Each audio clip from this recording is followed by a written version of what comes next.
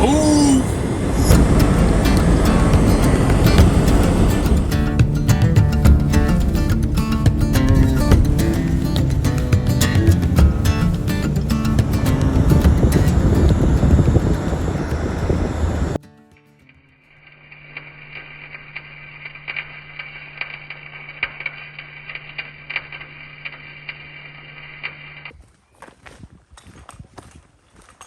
Look at this. Look at how I've left this. You know, it's been so long since I was here after I took the engine out. I've been working on this engine for so long, getting parts, that I haven't managed to come down here in a while to actually work on this thing. There's the cab there. You know what? At first when I looked at this cab I thought, oh God, there's a lot of work here. But I've managed to find all these panels, new floors for it and everything, even the mud guards I can find. So in reality, once you get going on it, it's not actually going to be that difficult to repair and do all the body work. Especially now. Picked myself up that little welder this morning for £350 cash. Nice little machine. Been looking at them for years as a little small thing for doing this kind of work, body work and that. It's like ideal, little 0.8mm wire in it. So that should be a big help. It'll do all the small things that are too small for my big LN25 and big beast over there. So yeah, that being said, it's a beautiful day, beautiful weather, same thing. Beautiful birds singing. Let's set up and enjoy some time lapses.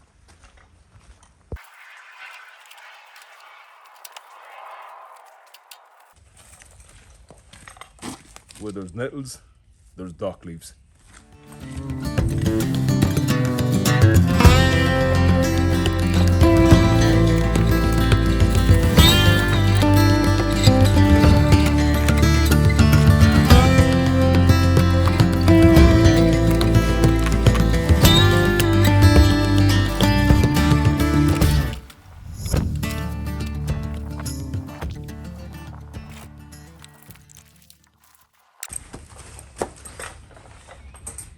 So for me to start working on the body work on this thing, I set up this quick stage scaffolding that I had lying around in my garden. Now, it wasn't making any money where it was, and I thought to myself, it would be a great way to keep the cab up off the floor and for me to get in underneath it, walk around it, put some covers around it, and basically start doing all the body work. Now, one thing I have to do is make this a lot stronger to take the weight of this cab. So I'll get into making this. I want to make some brackets here so I can mount it on the front mounting point of the cab there. The front of the cab is going to be here, and the back is going to be there, sitting on struts. Now you'll have to forgive me if I seem a bit shy in this video, because I'm not on my property right now. And the deal I had with this Unimog when I bought it off the owner was that I was allowed to work on it here. So forgive me if I seem a little bit shy, because I always feel like a bit of a knob standing in front of the camera talking, especially when people can see me.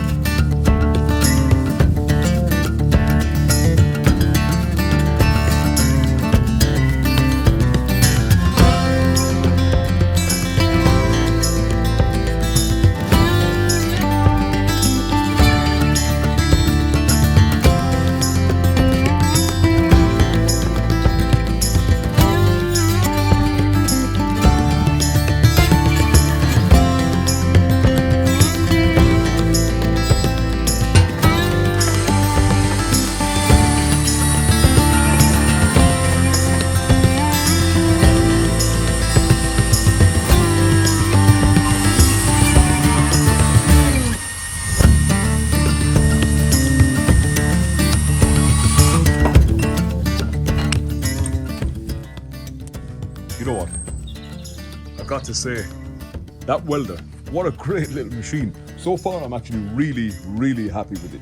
And now I've got to say, I'm not giving this machine a chance at all, because I'm welding in awkward places in here. You can see I'm in underneath things, getting in and around little corners and all that. And these rods here have literally been left outside on top of this scaffolding here for 6 months for my big heavy MIG welding. I use this beast here. run off the old as the hills welder generator there. So for any heavy MIG welding, I use that LN25 back there. And this I bought purely for doing the body work on this little thing right here. So yeah, if I ever needed a shop, big, full-size MIG welder, I would definitely get a full-size Ortec machine after using this today. So just for old time's sake, I'm gonna use the old big machine there for doing the rest of the little welding, just for this little plate that I'm gonna mount here. Just as a comparison, you know, because I've been using this for a few minutes now. I want to use the big machine and just see what the difference is. Because to be honest, I've always sworn by that big old Lincoln right there. It's old, it's heavy, it puts out pure DC, not a rectified AC. So the old timers will tell you they're just a great machine. But in fairness, I got to hand it to this little machine right here.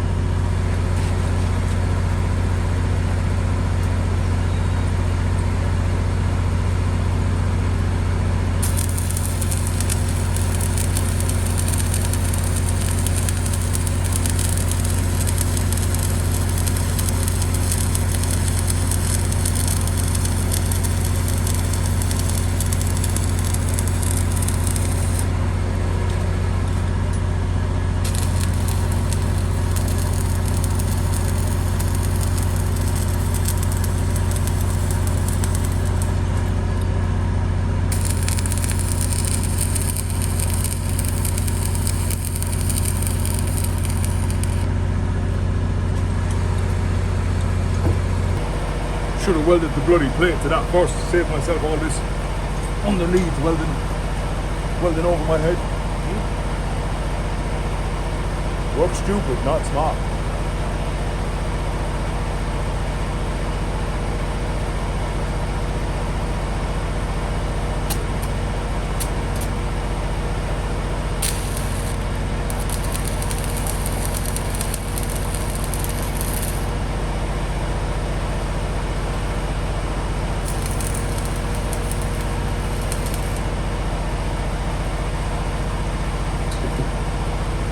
Really rolled down my sleeves. I got burnt last weekend. Welders burned. Didn't learn my lesson.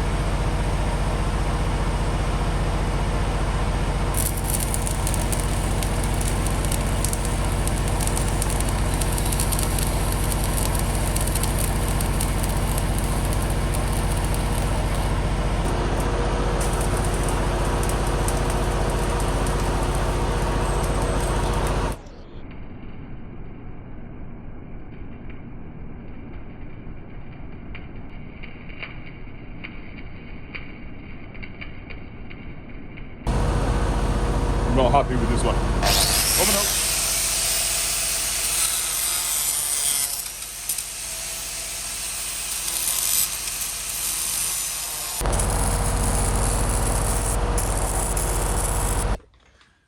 now. Now, speaking of tools that I love, here's one I don't. I paid £20 for that thing, and even at that price I was ripped off. I bought it thinking it'd be handy. I could pull up to site and, you know, chop up little bits and pieces with it. And it being a miniature bandsaw, it would be handy. But I gotta say, I would pick my chop saw, my big cold cut chop saw, portable chop saw, over the thing any day. It's been here ever since, and even today I'll try to use it, and I'll just always resort to using the little Milwaukee over that piece of scrap. So if anyone's looking for a bandsaw and you're silly enough to buy it, £500 and it's all yours. So now that mount is done and welded in there nice and solid, next thing I got to do is get this up there. Let's get straight into it.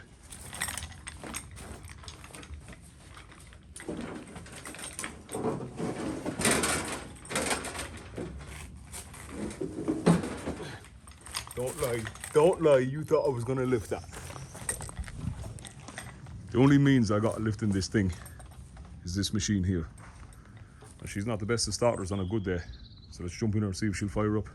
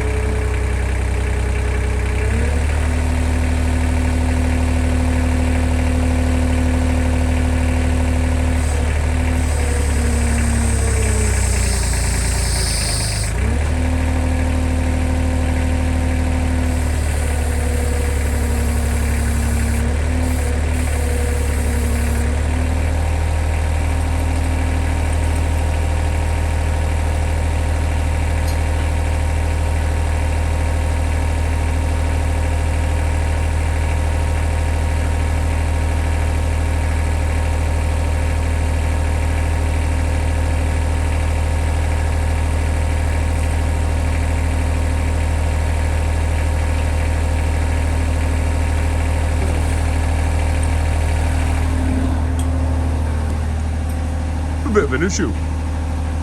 I can't let the cab down because the windscreen is going to touch the boom there. Didn't foresee that one coming. So now the thing is, I could try and track the machine forward while dropping in the arm a little bit. Get it, you know what I mean? Try and get it, the windscreen right on that pivot up there. But this machine is so jumpy, it's very hard to do anything smoothly. It's very hard to control it. It's either on or off. But I was going to try and get this strap here off something over the top. If I had a big beam, I could put it from the top here over, ratchet strap, and let it down then slowly, or take off the machine and reposition it and go again. But I don't have, well, I do have big beams around that I could use, but they'd be very awkward to get up there. So I'm going to try and do this slowly with the machine and see how we get on. And hopefully I don't end up buying a new windscreen. In fairness, I'm probably going to have to buy one anyway. Look at the state of it.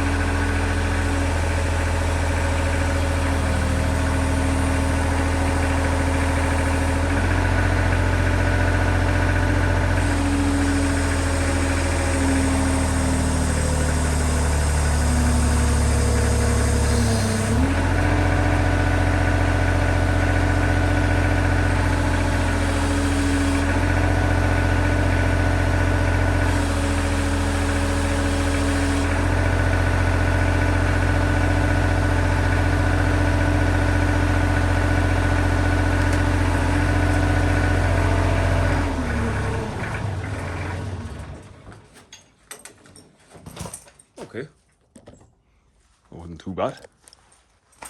Sealed up both my legs and both my arms. So now, you see where we are. See that tube right there? Time to make some mounts from that tube up to the bottom of the cab mounts. For now, I'm just going to pack it up with blocks or something for now, and then we can get it off the machine, because that machine drops about an inch per minute.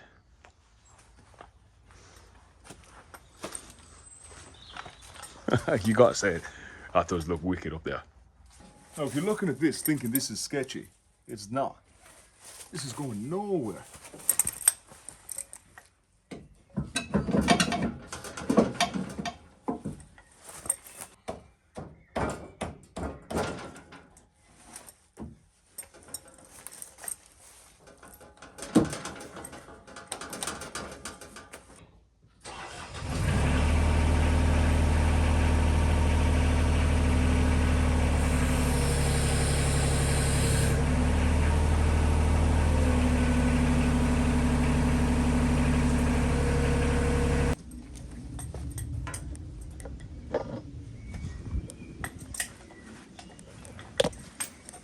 Let me try this. How does that look? It's kind of hard to get up close and personal and get everything in. But come on, that looks cool. Look at this. That's going to be so easy to work on. My idea for this was that I could, oh yeah, by the way, I started with the headlights, you know, just because I was waiting on parts to come. But yeah, my idea is with this, you know, for replacing these, that may look better than it actually is, but underneath there is completely rotten. And that's all filler. In reality, it looks more like that. That side is just a polished turd. So my idea with this was to make it, bring it to a height where I could easily work on it, easily get in around it, easily lift the cab up on this pivot point at the front here to work on the floor underneath. Easily walk around the back inside here where I could walk on the back. Yeah, so I think this is going to be a nice handy thing. I'm probably going to cover this whole thing with a big tarp as well. You know, one over the top and one around the outside. So whenever I do put in new panels, you know, they won't rust as fast. The next thing to do, sitting on those 4x2s under there right now, they're locked in. Next thing to do is make some mounts, some proper steel mounts. Now I kind of want to make 2 sets of mounts for this, or just anything in general that allows me to hold it at this level, and another set of mounts to hold it while it's up so I can get in underneath it as well. You know, so the idea is that I can remove those scaffold boards in there and walk in underneath this cab. So basically I need to be able to lift this thing up and down. Yeah, for fear of being boring, I think I'll put you back in a time lapse and we'll just make up them mounts.